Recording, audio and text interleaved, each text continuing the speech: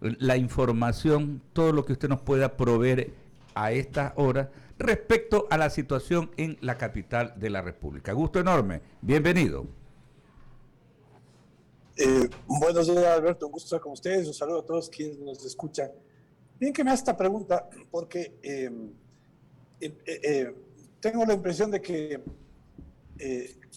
hay cierta intención como de maximizar lo que está sucediendo. Nosotros no maximizamos, tampoco minimizamos, le ponemos en el punto exacto para poder tener una respuesta, una estrategia, ¿no? El día de ayer, y empiezo por esto para ir a su pregunta, el día de ayer vi en la noche una información que provino del municipio de Guayaquil, que por estos de personas que iban a llegar a Guayaquil, se intentó bloquear el puente de la Unidad Nacional. Y obviamente en ese momento pues yo hice las averiguaciones, ¿no? A toda la estructura de seguimiento que tenemos, la Fuerza Armada, de Policía y de videovigilancia, para confirmar si en realidad había esta amenaza, y la confirmación es que no existía ninguna. Y yo no entiendo por qué la alcaldesa de Guayaquil, ¿no?, construye esta idea, genera una situación de preocupación en los ciudadanos de la manera injustificable. En el caso de Quito, ¿no?, también se producen cosas similares. El día de ayer, a las 10 de la noche, recibíamos afirmaciones en el sentido de que ya había venido una turba a tomarse Quito.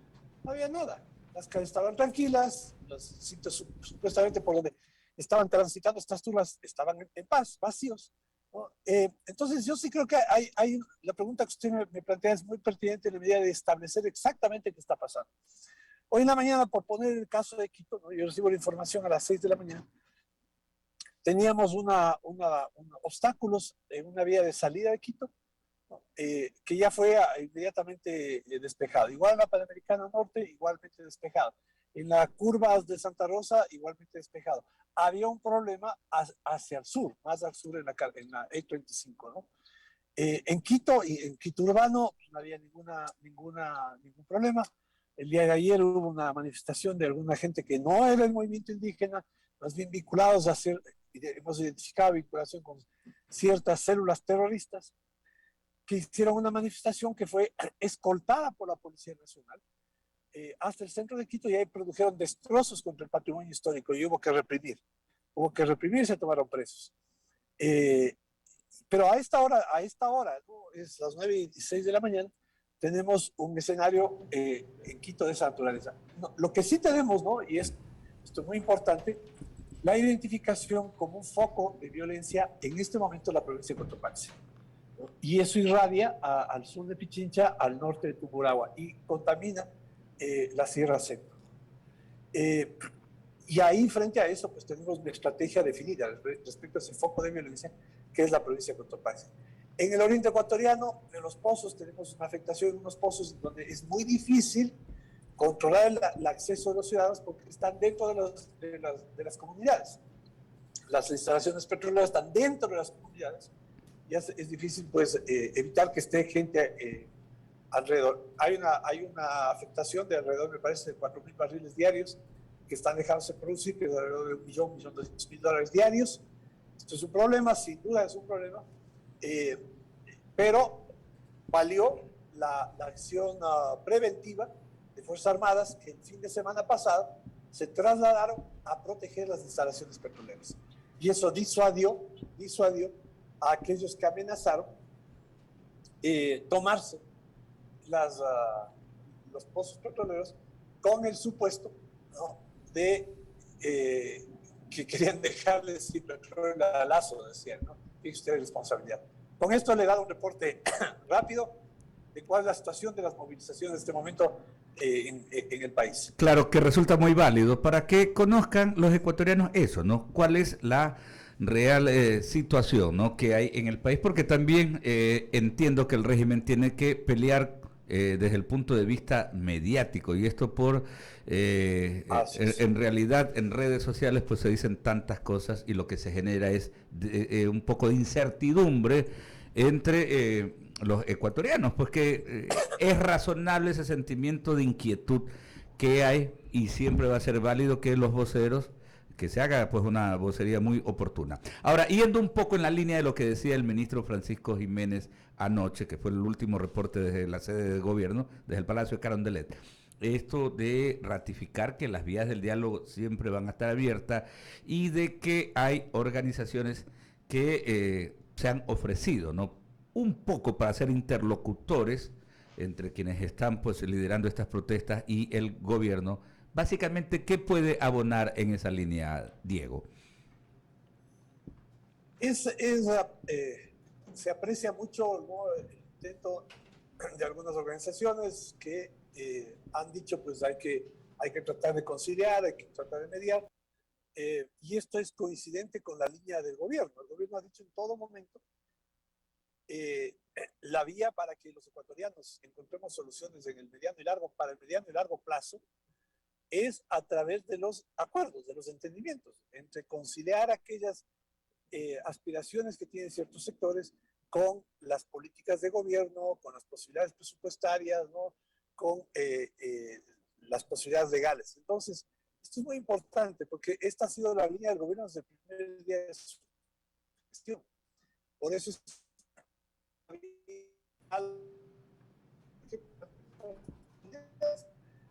con los municipios, con consejos provinciales, con sectores sociales, con quienes ha habido un diálogo, ¿no? Incluso con la CONAIE, en dos oportunidades el presidente se reunió él personalmente, con una muy nutrida representación de la dirigencia indígena, con el Frente Unitario de Trabajadores, bueno, con todos hemos conversado, con todos hemos intentado conversar. La única, digamos, apreciación que podría hacer respecto de este ofrecimiento de intermediar en esto es que las entidades, organizaciones que quieren intermediar, deberían primero pedirle a la CONAIE y al subdirigente, ¿no?, digamos, una expresión, ¿no?, de si en realidad quieren o no conversar, si en realidad quieren buscar acuerdos. Porque el señor Issa ha sido reiterativo en decir que no quiere acuerdos, que no quiere conversar, que él quiere que el gobierno firme sin condicionamientos sus 10 planteamientos. Y el gobierno no va a firmar ninguno de sus 10 planteamientos porque además no tiene nada que ver con los intereses del pueblo indígena. Pero, aparte de eso, está el hecho de que el gobierno, es decir, una parte, ha dicho, estamos abiertos al diálogo. El ministro de gobierno ha sido reiterativo en ese mensaje. Claro que sí. Oiga, Diego, entonces, para dejarlo totalmente claro, por ejemplo, si es la Iglesia Católica, si es la Universidad Central del Ecuador que ofrecen esta mediación, el camino sería que ellos hablen con la dirigencia de la CONAIE, como quien dice que la CONAIE diga, sí, tenemos esta decisión de ir a conversar, para ustedes a su vez también ratificar y ya sentar las bases de ese espacio de diálogo, ¿no? Sí, hay varias condiciones. La primera es fundamental, ¿no? Me refiero a condiciones, me refiero a elementos que tienen que ocurrir para dar carácter al diálogo, ¿no? El primero que estamos manifestando es que exista la intención. Para eso el procedimiento que usted señala me parece el apropiado. Lo segundo es sobre qué agenda. Issa va a insistir en que se baje el precio de los combustibles. Bueno, el gobierno ha dicho no lo vamos a hacer. Y no se lo va a hacer. No se va a disminuir el precio de los combustibles. Ya el precio está congelado. Mire, hay una proyección. Ya en este momento vamos a gastar alrededor de $400 millones en el subsidio a la gasolina extra. Y cerca de $1.500 millones de subsidio al diésel. Cerca de $2.000 millones en subsidios a los que pueden pagar. En perjuicio de los que no pueden pagar, porque estos $2.000 millones obviamente deben servir para hacer más profunda una política de compensaciones sociales. Pero, ¿qué es lo que propone Issa? Bajemos el precio de los combustibles, aumentemos el tamaño del subsidio. Esto no tiene sentido. Pero en cambio, si queremos hablar de desnutrición infantil, hablemos de desnutrición infantil que afecta en particular al sector indígena y en particular a dos provincias del país, Cotopaxi y Chimborazo. Hablemos de infraestructura, hablemos de educación, hablemos de educación bilingüe, hablemos de medicina ancestral. Son temas que le interesan al mundo indígena, que no están dentro de los 10 puntos que ha planteado el señor Issa, en donde además paradójicamente dice que necesitamos empleo en el Ecuador, y resulta que para conseguir empleo paraliza las vías e impide que la producción circule por el país.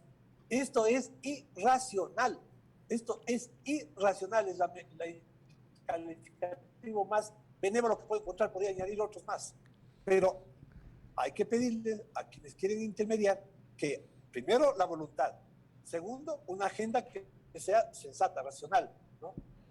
Centrada en evidencias, en cifras, con sentido de realidad, y no en agendas imposibles que desde nuestro punto de vista, y esto es un enfoque político, lo único que pretenden es servir de excusa para caotizar el Ecuador. Doctor Diego Ordóñez, permítame que Jaime Velázquez tiene otras inquietudes para usted. Gracias, Alberto.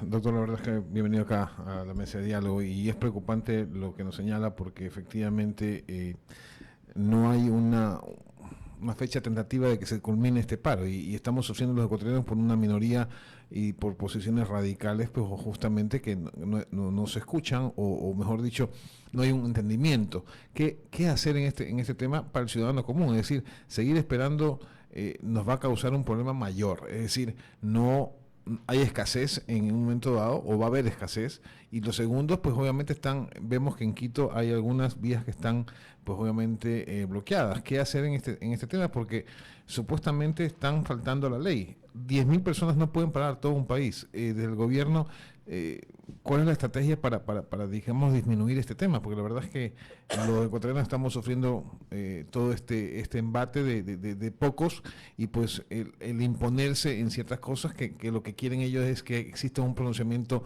público del gobierno. ¿Se va a dar ese pronunciamiento? Yo quisiera volver. Uy. Está un poquito mala la comunicación, doctor. La verdad es que no lo estamos escuchando. Está con intermitencia, perdón. Ahora sí, ahí sí, ahí estamos, ahora sí. Yeah, ok. Le decía que es importante, y con esto vuelvo a mi respuesta inicial, el que ubiquemos exactamente lo que está pasando en el Ecuador. Primero, yo me permito corregir esa apreciación suya en el sentido de que hay vías paralizadas en Quito. No hay ninguna vía paralizada. En este momento en Quito, ninguna. Segundo, el resto del país, excepto la provincia de Cotopaxi y cierto espacio específico sur de Pichincha, norte de Tungurahua, y una parte del norte de Pichincha, el resto del país está en paz. No hay reporte ni seguimiento ni evidencia de ningún acto que obstaculice la libre movilización. La costa ecuatoriana está en paz, el oriente ecuatoriano igual, las provincias de norte de Imbabura, Ibarra, Chimborazo, Cañar, Azuay, en fin, hay pequeños disturbios, pero no, digamos, una situación de paralización del país. No hay ese escenario, no está presentado, excepto, como les insisto, en la provincia de Cotopaxi, frente a lo cual el gobierno tiene una estrategia específica.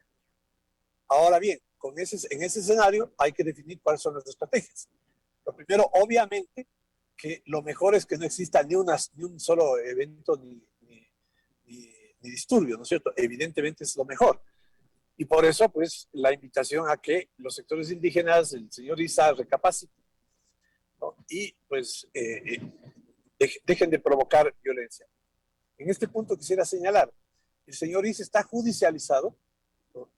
Él está libre con medidas alternativas. Él podría estar en este momento bajo prisión preventiva, porque la jueza estableció en la audiencia de formulación de cargos que había causas para justiciarle, causas para indiciarle. El señor Issa en este momento no puede incurrir en conductas parecidas. Si él incurre en conductas parecidas, tiene que ir a la cárcel, porque no podrían sostenerse medidas preventivas con una reincidencia en los delitos de los que se le acusa. Es un elemento muy importante. Luego, frente a los hechos de violencia, si es que provocan, como han provocado daños evidente vandalismo, el gobierno aplica la ley, aplica la fuerza, tiene fuerza armada, fuerza policial, con una clara orientación. En primer momento, como ha sucedido hasta ahora, ¿no?, de un nivel de represión leve, un espacio más bien de diálogo con los manifestantes, abriendo las vías, incluso escoltando manifestaciones con las que se garantiza que sean pacíficas. Pero, en tanto exista ese ambiente, bien, pero en tanto que haya actos de vandalismo, la fuerza pública va a actuar y lo está haciendo como lo ha hecho en el Oriente y se lo ha hecho en Quito en ciertos momentos, en donde el nivel de violencia ha demandado esa respuesta. Entonces, la reacción del gobierno, primero, apertura, diálogo, una agenda que interese al mundo indígena. Pero, en tanto esa voluntad de la contraparte no se exprese y sigan manifestándose con actos de violencia. 9:20. Ahí tenemos alguna dificultad, doctor Diego Ordóñez. Tenemos alguna dificultad con la señal. Bueno, prácticamente pues habíamos copado todas las inquietudes. Hemos hecho un paneo completo con el doctor Diego Ordóñez, consejero presidencial. Doctor, agradecerle, sabemos que va camino a la sede de gobierno, agradecerle porque nos ha actualizado la información y nos ha dado esta perspectiva, ¿no?, desde la visión del régimen, del gobierno nacional, de la situación que vive el país a esta hora de la mañana. Son las 9:20, 9 de la mañana con 20 minutos. Saludamos ya a esta hora a Javier Segarra. Saludamos a Javier Segarra, justamente que se está incorporando a esta señal informativa. Javier, qué gusto enorme. Buenos días a todos ustedes, Ramiro, Jaime, Alberto, ¿cómo andan? ¿Todo bien? Bien, Javier, ¿qué tal? Buenos días, qué elegante, caramba, esa corbata. Pobre y humildemente. Pobre y humildemente. La situación en Guayaquil, tranquila, mi querido Alberto, lo venía escuchando en la mañana, ¿no? Javier, perdón, Javier, que no te alcancé a escuchar. Sí, la situación tranquila en Guayaquil, que te venía escuchando en la mañana igual. Sí, Javier, y eso era importante